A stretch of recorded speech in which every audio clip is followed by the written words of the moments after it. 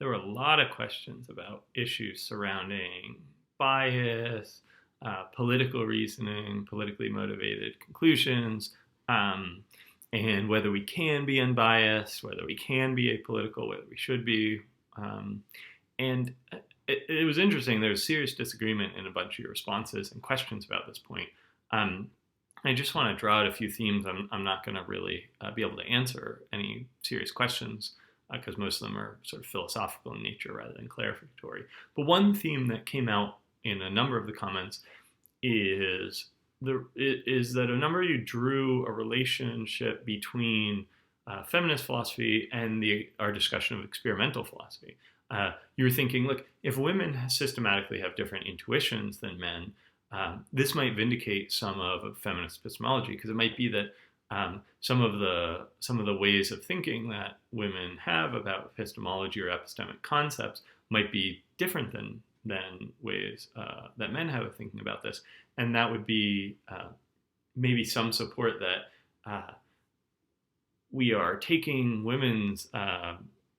not taking women's perspectives into account enough. It might also be some evidence for the fact that there simply are differences here that we need to take account of. But we should also ask about this, even if there are these sorts of differences, and I think this is largely an experimental question and one that's sort of contentious in a lot of the literature in philosophy and psychology.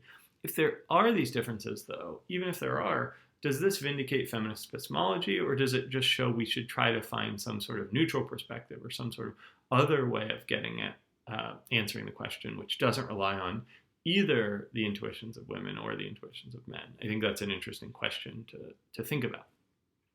There's sort of another countervailing theme that showed up in a bunch of your questions, which was a bunch of you asked sort of, look, what's so wrong with trying to be neutral?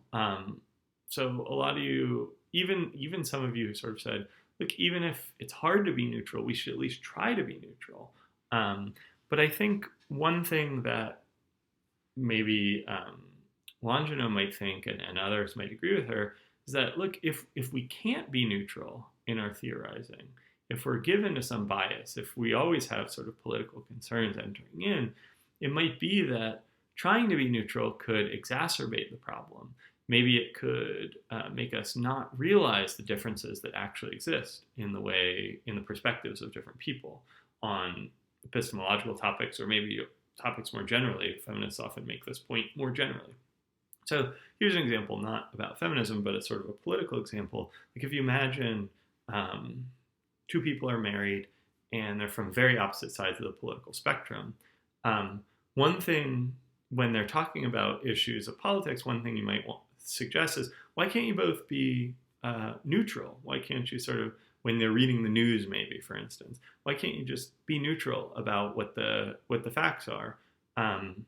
And maybe this is the right thing to do, but some people, I think, look, maybe there is no neutral way to describe the facts out there, to describe the way the news is going. And so maybe it's better to spend less time trying to be neutral, although that may be somewhat helpful in some circumstances, but don't do it to the exclusion of noticing that people are coming perhaps from different positions. They're coming with different background beliefs, background motivations, and that will maybe help us understand and think about how to take different people's positions into account, maybe even more than if everybody just said, I'm going to try to be neutral. It's very hard to know whether people are actually making good on that, whether we ourselves are.